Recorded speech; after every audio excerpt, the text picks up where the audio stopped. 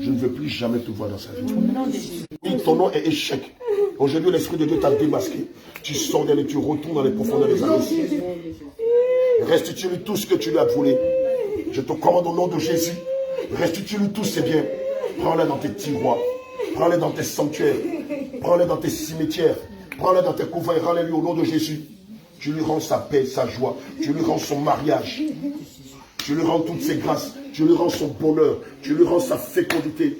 Et tu les mets là, sur la frontanelle, au nom de Jésus. Aïe! Fais vite! Comment dit fais vite en Djoula même? Kaba Kaba. Djoula Djoula Bro. Comment dit on fait pas là? Elle allait interpréter ce combat là en Djoula, en Bambara ou bien en Babileke. Et bien Babileke. Moi je pensais qu'on était au Cameroun. Mais c'est ici. Mais c'est ici. Comment on dit? Ablaya. Ablaya. Nede Nede. Ablaya. Nede Nede. Atakumla. Donc toi tu vas prendre le douleur. Atakumla. Fa famille pour Nede. Jonah Ablakula. Jonah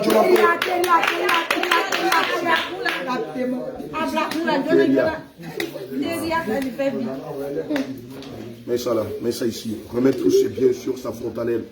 Et aussi ceux que tu avais volés dans sa partie intime, tu les lui rends au nom de Jésus. Nous les scellons dans le sang de Jésus. Rends-lui tout, dans ton couvent, dans tes sanctuaires, dans tes cimetières. Ce que tu avais volé dans sa partie intime, les grâces aussi que tu avais volées dans sa partie intime, tu les lui rends au nom de Jésus. Nous scellons toutes ces grâces dans le sang de Jésus. Nous les sécurisons dans le nom de Jésus. Nous les scellons par la main forte et puissante de l'Éternel des armées. Plus jamais tu ne voleras les biens d'un enfant de Dieu. Tu es maudit. Toi et toute ta généalogie, vous êtes maudits. Tous les enfants que tu as eus avec elle dans le monde astral, par l'épée du carnage, nous les égorgeons. Nous les égorgeons. Nous les égorgeons. Nous les égorgeons. Nous les égorgeons. Nous les égorgeons. Que la mort soit le partage. Au nom de Jésus, rends-lui tous ses biens. Ce que tu avais volé dans sa partie intime, rends-les-lui au nom de Jésus. Au nom de Jésus. Dépêche-toi, dépêche-toi. On est aussi à travail dans votre vie. Alors on va attendre quand on aurait un peu plus de force. Même là, vous allez prendre 40 jours de jeûne. Dans votre prière là, à partir d'aujourd'hui, je peux sortir un musulman. C'est ça là que tu vas faire pendant 40 jours. Et même là, même si un musulman vient avec une limousine, te draguer, tu as dit arrière de moi Satan. C'est pas que tout ce qui brille n'est pas de l'or. Rends-lui tous ses biens. Rends-lui les biens que tu as volés dans sa partie intime. Elle va voler la tête dure là. Et puis tu t'appelles comment? Tu t'appelles comment? Pas l'esprit pur. Tu t'appelles comment? Tu t'appelles comment, j'ai dit? Tu t'appelles comment? Donne ton vilain nom là. Tu t'appelles comment? Pas l'esprit pur. Comment t'appelles-tu? Hein? Les grâces qui sont dans sa partie intime là, tu ne vas pas les lui rendre. Faites-la soir. Rends-lui les grâces qui sont dans sa partie intime. L'éternel, rends-les-lui au nom de Jésus. Rends-lui ce que tu as volé dans sa partie intime. Rends-lui ce que tu lui as volé dans sa partie intime. On vous a enseigné que vos bénédictions, vous les femmes, sont ici et dans votre partie intime. C'est pourquoi le Seigneur ne veut pas que vous vous débauchez. En vous débauchant, vous vendez vos grâces à l'ennemi. Ça c'est vendre cadeau même. Tu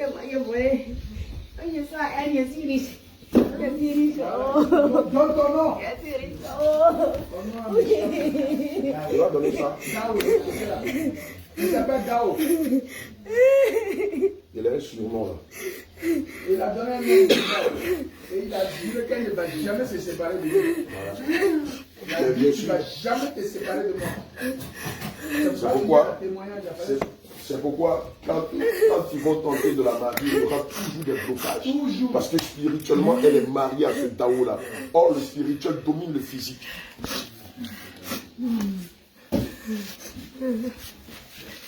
Dao, c'est que tu as volé dans sa partie intime en ayant des rapports sexuels avec elle. Va les chercher, alléluia. Remets tous ces biens là où tu les as volés au nom de Jésus. Dao, dépêche-toi au nom de Jésus. Hein? Tu t'appelles pas Dao. Tu t'appelles comment? Tu t'appelles comment? Parle au nom de Jésus. Quel est ton esprit impur? Comment? Tu t'appelles Yakou. Maintenant ton surnom là c'est quoi? Ton surnom là c'est quoi? Ton surnom là c'est quoi? Non, ton surnom, comment on t'appelle dans votre monde là-bas? Hein? On t'appelle, hein? Là-bas on t'appelle comment? Hein? Là c'est Yakou là, c'est Jacob, c'est Yakouba, ça veut dire Jacob. Non, c'est rien ça, ça c'est un nom chrétien. C'est ton nom de sataniste là que je veux. Ton nom avec lequel tu lui as fait du mal là. Tu t'appelles comment? Ton surnom là c'est quoi? Comment on t'appelle là-bas, dans votre monde là? J'ai dit comment on t'appelle dans votre monde là-bas. Chiffre du Saint-Esprit. Chiffre, chiffre, chiffre, chiffre, chiffre, chiffre, chiffre, chiffre, chiffre, chiffre, chiffre, chiffre, chiffre du Saint-Esprit. Dans votre monde là-bas, on t'appelle comment? Le surnom qu'on te donne dans votre monde là, c'est quel surnom? C'est quel surnom? C'est quoi? C'est Kadhafi. C'est Neguet, c'est Gato Bides. C'est un petit pépa. C'est la mort. On t'appelle comment là-bas? Et puis ramasse tous ses biens. Mets-les dans sa partie intime. Dépêche-toi au nom de Jésus. Dieu lâche ça avec toi. Il va te donner cadeau. Je pense qu'il t'aime trop. Il t'amuse. Il ne t'aime pas. Tu lui voles tes biens. Vole tes biens. Il vient avec la voiture chez ses parents. La voiture chez ses parents. Ah, yeah. C'est lui qui est là. Mais elle dit, elle a dit à une dame, parce que c'est une maman de l'État. Faut voir l'homme là. Faut voir qu'elle allait dormir. Et dans son songe là, elle a vu une grande maison. Et puis la maison là, vite a vu même le monsieur a montré la maison. Il dit voici ta maison. Voilà. Maintenant qu'elle est rentrée dans la maison là, dans la chambre là, tout est bien. Mais quand la dame là sort du salon, elle vient au salon, c'est des tombes. Elle a dit ça dans son témoignage. Et c'est ce qu'il faisait. Et c'est depuis ce jour-là qu'elle a fui. Mais il a dit, tu ne vas jamais te séparer de moi. Parce qu'il a marié. Parce qu'il a marié. Oui. Et elle a dit qu'il y a eu un serpent qui l'a poursuivi. Et puis le serpent est rentré en elle. Elle a dit ça. Donc, ce que tu as volé. Non, Yakou là c'est Jacob. Je ne vais pas travailler ça. Ce n'est pas un nom maudit. On travaille avec soit les noms de famille ou le surnom. Amen. On ne travaille pas avec le nom chrétien. Il n'y a pas de. Avec le nom que Dieu a donné là, on ne travaille pas avec ça. Ça n'a pas d'effet. C'est comme si tu veux travailler, tu veux maudire Abraham. Tu ne peux pas maudire Abraham, tu ne peux pas maudire Sarah. À moins que ces personnes-là elles-mêmes de pêche et brisent l'alliance que Dieu a tissée avec eux. C'est les noms de famille ou les surnoms. Et puis son beau-père aussi. Il a dit qu'elle ne peut jamais obtenir la guérison si ce n'est pas lui. Lui aussi, il est dedans. Lui aussi, il est dedans. Doubia, je te commande au nom de Jésus. Tout ce que tu as volé par rapport sexuel, rends-le-lui maintenant. Maintenant même. Rends-le-lui avec 5%. Maintenant même. Dépêche-toi. Allez, nom de Jésus. Fais vite maintenant. Dépêche-toi. Tu as su sur des braises de feu. Elle avec ses voitures à elle, avec ses biens à elle. Oui. Elle pense que l'homme est riche. Oh, il est riche de ce qu'il lui a volé. C'est comme un escroc qui te vole. Tu vois l'argent qu'il a, tu ne sais pas que c'est ton argent. Il te vole et puis il t'amène au marché, allons manger, allons boire. Ah, mais il est gentil. Oh, ce sont tes biens avec lesquels il abuse de toi. Mais maman, ne partez pas, on va faire la prière de la fin. On va faire la prière de la fin. Elie, choisis quelqu'un qui va faire la prière de la fin. On va s'occuper de cette chirurgie spirituelle là. Donc bien, dépêche-toi. Je commande que tes mains creusent, que tes mains recherchent, c'est bien les rues. Que tes mains creusent au nom de Jésus. Que tes mains creusent. Et rends tout ce que tu l'as volé par contact sexuel au nom de Jésus. Dépêche-toi. Fais vite. Salue-le avec le feu du Saint-Esprit. Salue-le avec le feu du Saint-Esprit. 1, 2, 3, feu!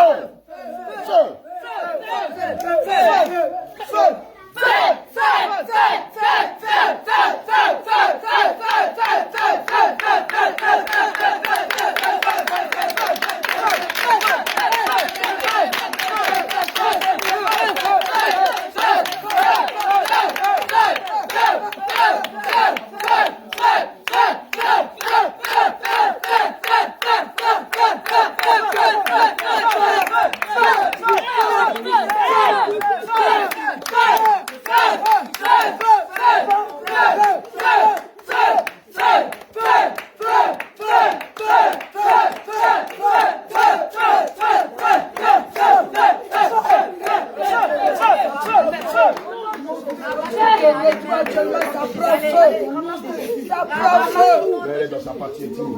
Je te commande au nom de Jésus. Mets-les dans sa partie intime. Dans sa partie intime. C'est ça. C'est ça.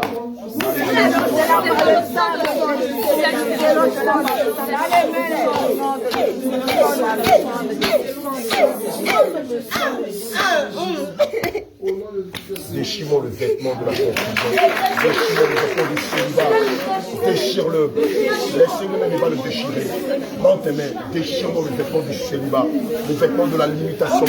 Déchirons le vêtement de la pauvreté. Depuis le sommet de sa tête jusqu'à la pointe de ses pieds. Déchire-le. Déchire-le. Déchire-le. Déchire-le. Déchire-le. Déchire-le. Déchire-le.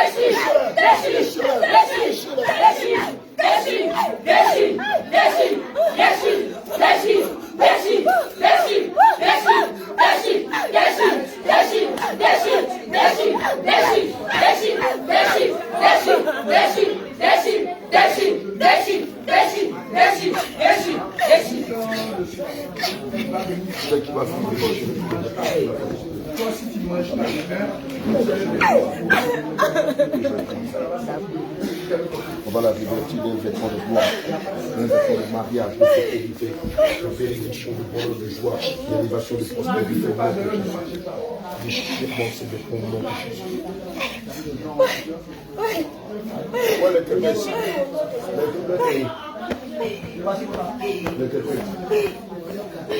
L'interprète. En rouge là. Quoi? Josué. Ce soir-là, jusqu'à dimanche, on va faire des enseignements sur le terrain. Donc, ils vont pas brûler là-bas. Déchire-les. Allez, dépêche-toi, déchire tout. Et tous les vêtements de la Jésus. Non, laisse voir là d'abord. Allez, déchire. Déchire tout. Déchire tout. Déchire tout le vêtement de la malédiction que tu l'as fait porter. Déchire. Ces vêtements se retournent contre ton sang. Tu peux. Au nom de Jésus. Se retourne contre ton sang. Au nom de Jésus. La malédiction se retourne Au nom de Jésus. La mort se retourne Au nom de Jésus. La maladie se retourne Au nom de Jésus. La confusion se Au retourne nom de Jésus.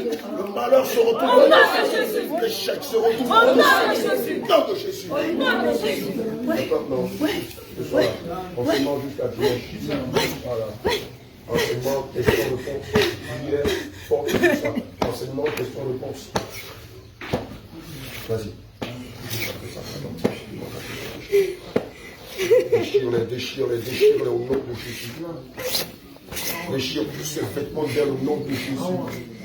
Les douleurs que tu avais mis dans son bas-ventre, retire-les au nom de Jésus. Prends tes mains, retire cette douleur que tu avais mis dans son bas-ventre. Et toute autre maladie que tu l'avais lancée, je t'ordonne de les retirer d'elle. Retire aussi toutes les flèches que tu lui as tirées au nom de Jésus. Retire toutes ces flèches d'elle et jette-les dans les profondeurs des abysses. Au nom de Jésus. Retire-les dans tout ses corps, dans tout son corps, dans son âme et dans son esprit.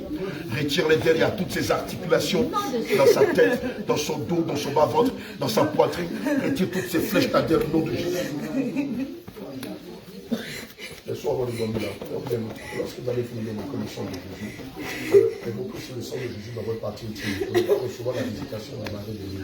Et puis, revêtez-vous toujours du casque du salut, le manteau de la fermeté, le casque du salut, la cuirasse de la justice, la ceinture de la vérité de Dieu. C'est important. Tout le soir, revêtez-vous de ces armes spirituelles avant de dormir. Révèle maintenant le vêtement. Nous déclarons au nom de Jésus. Maintenant, tu reçois le vêtement de gloire. L'Éternel des armées dépêche l'un de ses anges afin de te revêtir du manteau de gloire, du manteau de la bénédiction, du vêtement de la justice, du vêtement de la restauration, du vêtement de la bénédiction, du vêtement de la réussite, du vêtement du mariage, du vêtement de la fécondité, du vêtement du service, du vêtement du sacerdoce. L'Esprit de Dieu te révèle de ce vêtement. Tu es revêtu de ce vêtement. Tu es revêtu de ce vêtement. vêtement. Je suis revêtu de ce vêtement. Je suis revêtu de ce vêtement. Je suis revêtu du vêtement de gloire, du vêtement de joie, du vêtement de paix, du vêtement du mariage, du vêtement de la fécondité, du vêtement de la guérison, du vêtement de la restauration, du vêtement du sacerdoce, du vêtement de la consécration. Dans de Jésus. Maintenant, tout bien son Dieu, je ne veux plus jamais te voir. Allez, pousse ton cri et puis tu sors d'elle maintenant. Pousse ton cri, sors d'elle. Il peut voir, Jonah, va. En 3 secondes, je ne veux plus jamais te voir dans sa vie. 1, 2, 3. Pousse ton pied, sors d'elle. Dehors! Dehors! Dehors! Dehors! Dehors! Dehors! Dehors! Dehors! Dehors! Dehors! Dehors! Dehors! Dehors!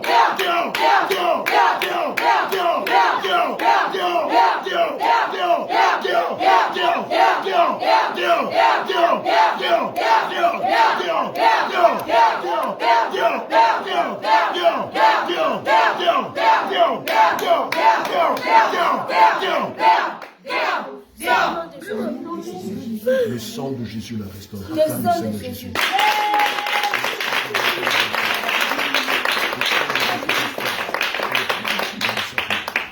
Le sang de Jésus restaure tous les compartiments de sa vie qui avaient été détruits, affectés par sa relation entre elle et son musulman Doulia.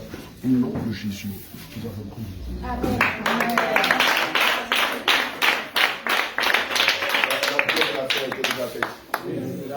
Alléluia. Gloire à Jésus. C'était une autre vidéo, mais ça a enchaîné en même temps avec la prière matinale. Super. Alléluia. Quelqu'un prend rapidement 2 Corinthiens 6, versets 14 à 17. Amen. Et quelqu'un prend aussi 1 Corinthiens 10, verset 21. Alléluia. Amen. Verset 14 à 17. Alléluia. Ne vous mettez pas avec les infidèles sous un joug étranger. Bien aimé, voilà ce que la Bible dit. Venez, viens te mettre dans la correspondance. Alléluia. Bien aimé, voici ce que les Saintes Écritures disent. Ne vous mettez pas sous un joug avec un étranger.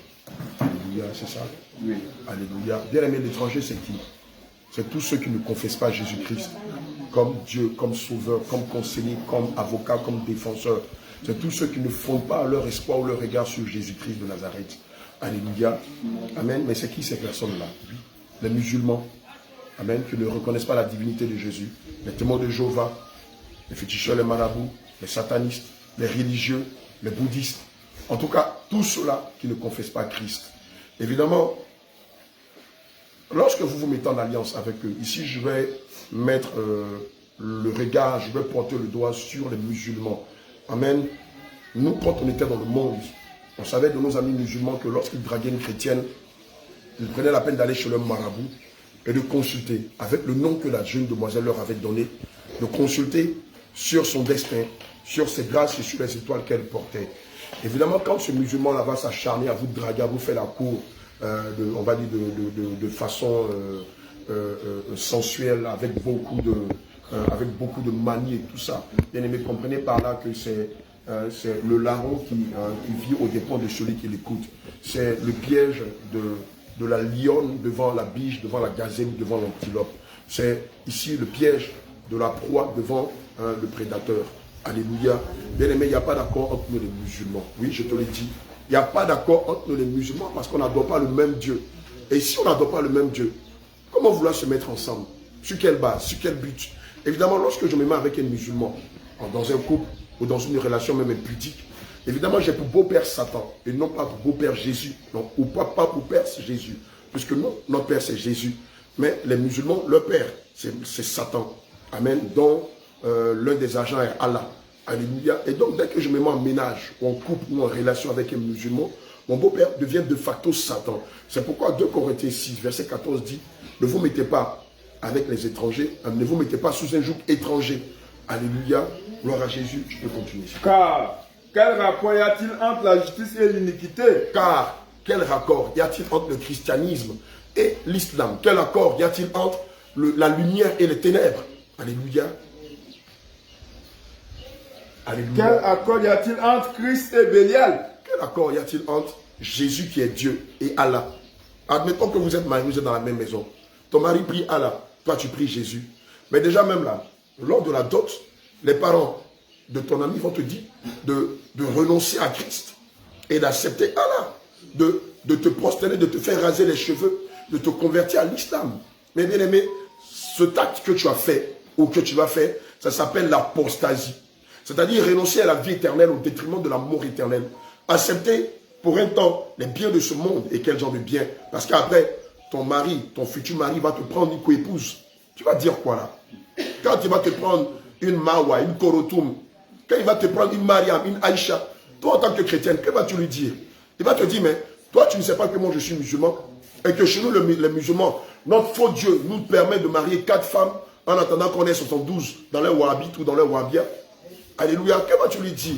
Parce qu'aucune femme musulmane qui vit avec un homme musulman, aucune femme musulmane qui vit avec des co-épouses est heureuse. Si une le dit, moi je dis c'est une menteuse.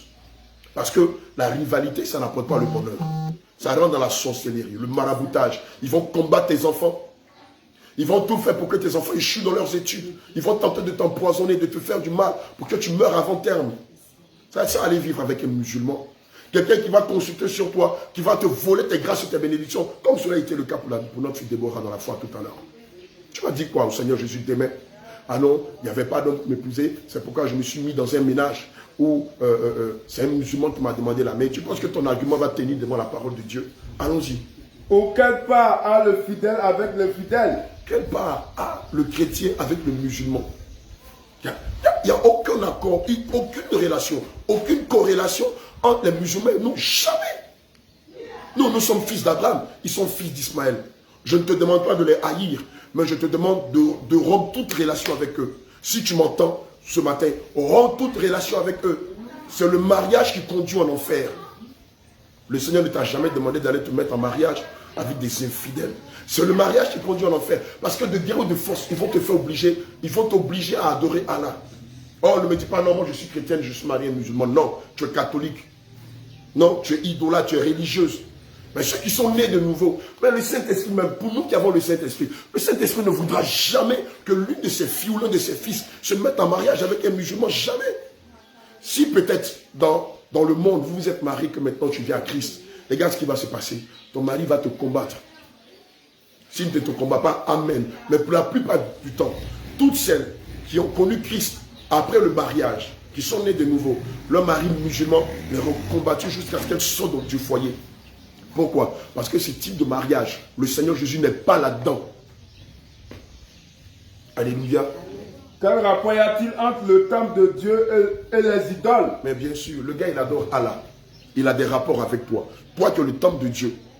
Toi qui es le temple du Saint-Esprit. Et lui qui est rempli d'idoles, d'immondices. Lui qui est rempli d'encens, de Aura Sabia, de Nansigi. Lui qui a des gris-gris sous son lit. Lui qui a des ceintures, des amulettes à sa hanche ou à son tronc. Lui qui porte des bagues de protection ou des balles pour attirer la faveur. Mais la faveur qu'il recherche, tu penses qu'il va la chercher où? C'est en toi. Toi qui es rempli d'étoiles et de grâces. Toi qui es rempli de bénédictions. Plus il a des rapports sexuels avec toi, plus il vole tes bénédictions, plus il a des contacts sexuels avec toi, plus il vole tes grâces. Ne sais-tu pas qu'une partie de tes bénédictions sont aussi s'asseoir avec Allah pour rigoler avec lui pendant que Allah est en train de gorger ses enfants? Pendant que Allah est en train de ventrer ses filles, pendant qu'au Pakistan, dans les pays du Maghreb, dans les pays du nord de l'Afrique, les musulmans sont en train de tuer les chrétiens, vous pensez que Jésus va venir accepter que l'un de ses fils s'allie avec une des filles d'Ismaël, ou que l'un de ses fils s'allie avec une des filles d'Ismaël? Jamais. Jamais. Quelqu'un n'a qu'à me dire Marc 8, verset 36. Parce que c'est ça que vous regardez. Voilà, il a l'argent, il a une belle voiture, il a une belle maison, c'est une opportunité. Il n'y a pas d'opportunité entre la lumière et les ténèbres. Marc 8, verset 36. Alléluia. Et que sait-il un homme de gagner tout le monde s'il perdait son âme? Il va te donner quoi et puis tu vas prendre, puis c'est bon pour ton âme. Parce que nous qui sommes chrétiens, ce que nous recherchons, c'est l'édification de notre âme. Lorsque tu sois avec un musulman, ton âme gagne quoi là-dedans? C'est quoi? Il va t'acheter un iPhone 14 Pro, c'est ça? Il va t'acheter un S23 Ultra, c'est ça? Il va te prendre une maison de 150 000, où tu as un petit écran plat, à l'horizon, le frayon. Et puis après, en dehors de ces choses-là, et ton âme, Je vous ai dit, le mariage entre les enfants de Dieu et les musulmans, c'est le mariage qui conduit en enfer. Il n'y a pas d'accord entre eux et nous. Il n'y a pas d'accord. Et si une chrétienne est mariée à un musulman, elle est perdue d'avance. Elle ne peut pas aller au ciel, à moins qu'elle sorte de là. Attends, le vendredi, il va à la mosquée. Vous avez les enfants là, toi qui es la femme, tu peux dire aux enfants d'aller à l'église. Le mari ne va jamais accepter ça. Il y aura une guerre. Et il y a guerre même dans votre foyer, puisqu'il y a deux esprits qui règnent.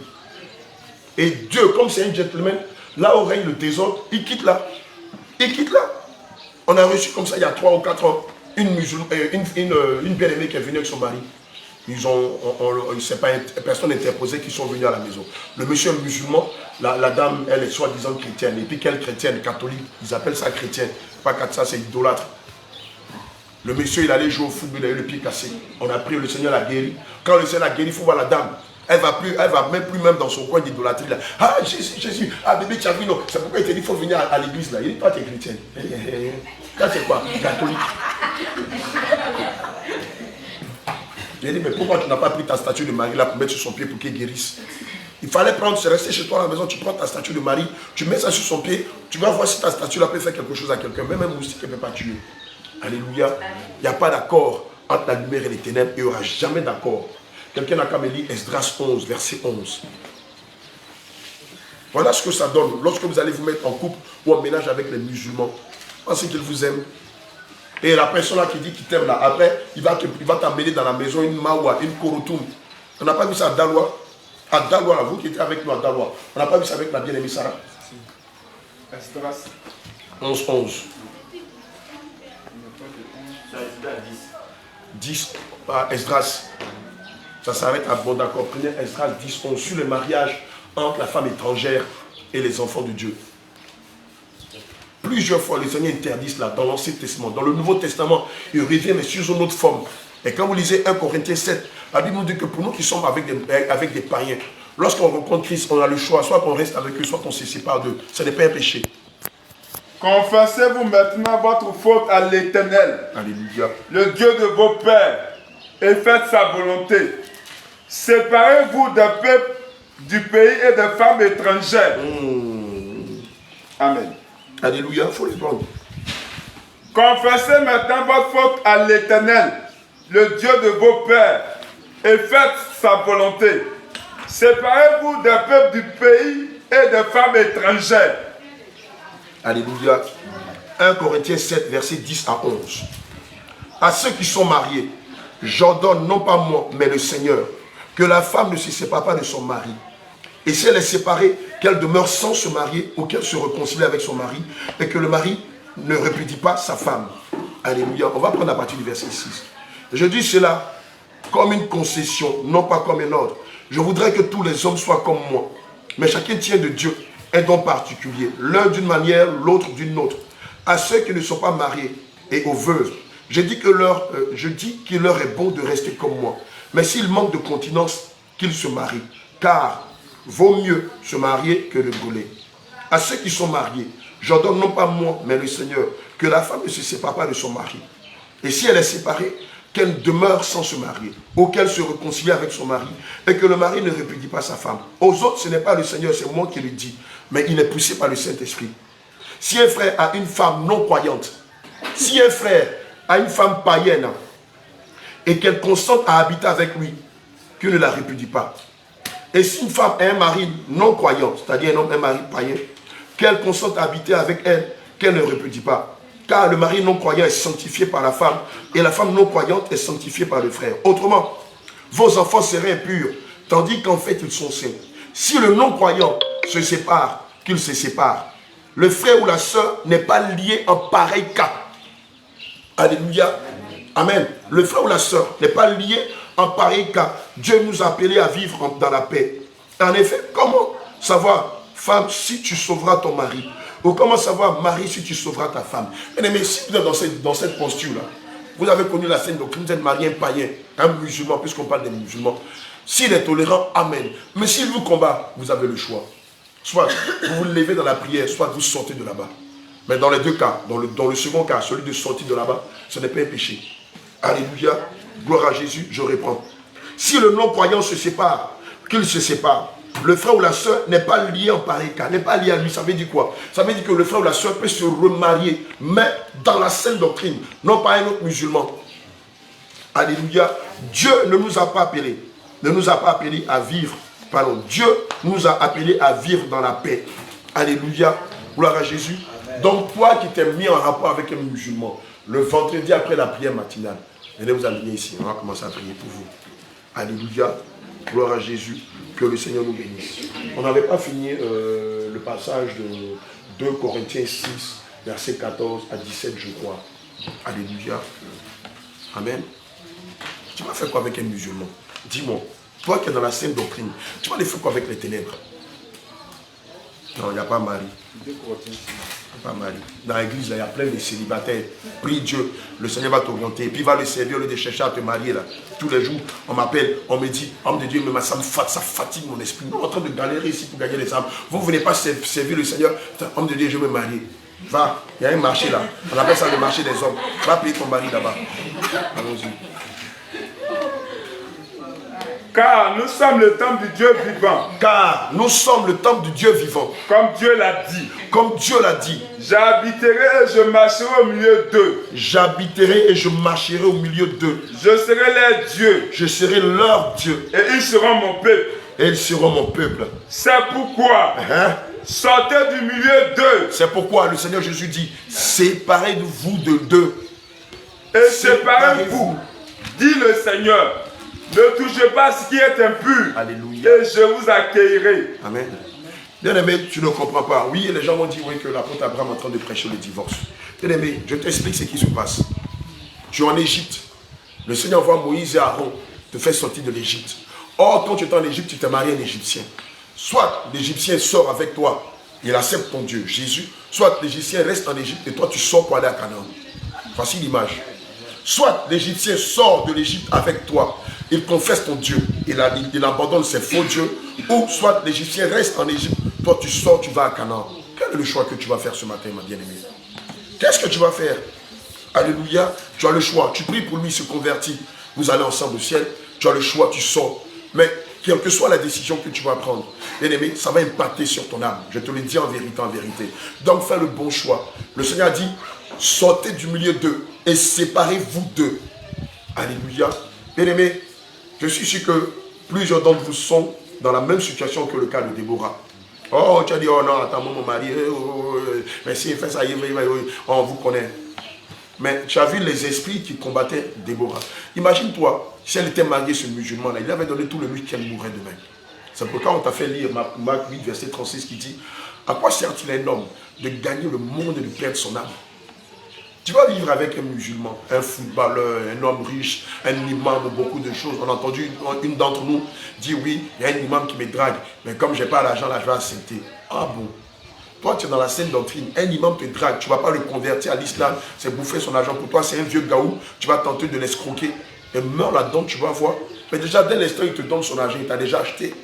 La Bible ne dit-elle pas que les cadeaux pourront le cœur de roi? C'est pas ce que la parole de Dieu dit. Mais les cadeaux pourront le cœur de roi là. Lorsque quelqu'un te donne de l'argent parce qu'il te drague et toi tu ne l'aimes pas, il a déjà acheté ton âme. Il a déjà acheté ton âme, tu ne le sais pas. Tu ne sais pas que quelqu'un qui te drague, tu n'es pas intéressé par lui. En plus, il est musulman. Et le surcroît, il est imam. Or, nous savons tous que les imams sont de facto des marabouts. Il te donne l'argent, tu bouffes. Il t'invite à l'hôtel, tu le doubles. C'est qu'un jour tu vas accepter. Un jour là, le diable va te dire à ma fille, toi aussi. Il te donne ton argent, tu ne vas pas qu'il est gentil. Un coup, ça fait quoi? Un coup là, c'est fini. Déjà, même l'argent là, c'est fini d'acheter. Il a acheté ta conscience, il a acheté ton âme. Et tu meurs dedans. Où tu vas aller? Tu penses que tu auras le temps de venir dire au Seigneur, non Seigneur, tu sais, j'étais moisi, hein. C'était chaud.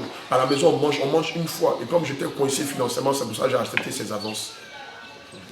Dieu n'est-il pas capable de te nourrir? Qu'est-ce qu'il a dit de Salomon?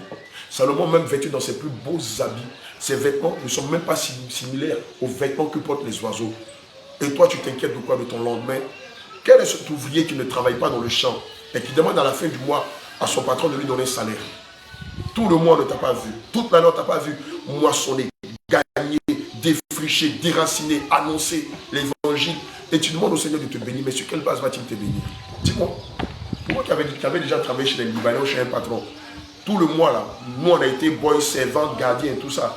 Tu n'as pas apporté présent tout le mois. À la fin du mois, tu peux venir dire, patron, Comme c'est les 5 là, ils vont me chasser, hein, dans mon argent. Il va te dire quoi? Il va te dire quoi? Il va te dire, là, regarde ces cahiers de présence là, il n'y a pas ton nom dessus. Il y a à faire liste de présence. Tous les mois, tu n'es pas venu. Quand paye-toi, tu dis que tu es malade. Paye-toi, tu dis que tu es malade. Paye-toi malade. Tu ne peux pas donner salaire à quelqu'un qui est malade tous les mois. Aïe. Alléluia. Gloire à Jésus. Ça, c'est mon père qui aimait bien imiter les Sénégalais et les Libanais. Alléluia. Gloire à Jésus. Bien aimé, je le dis en digressant, mais c'est la vérité. Tu ne peux pas te mettre en ménage avec un musulman. Si tu l'avais fait par le passé et que le musulman est tolérant, tu peux rester. Mais s'il n'est pas tolérant qu'il te combat, tu as le choix de sortir. La Bible dit que tu n'es pas lié à lui. Ce qui veut dire quoi? Dans le type d'espèce, tu peux te remettre avec quelqu'un dans la saine doctrine. Tu peux te remarier. Et plusieurs fois, le Seigneur me l'a dit. Amen. Et les faits sont là. C'est écrit. Alléluia. Que le Seigneur nous fortifie. Quand le moment sera venu, on va donner un enseignement beaucoup plus pointu sur la chose. Shalom, shalom et excellent shalom.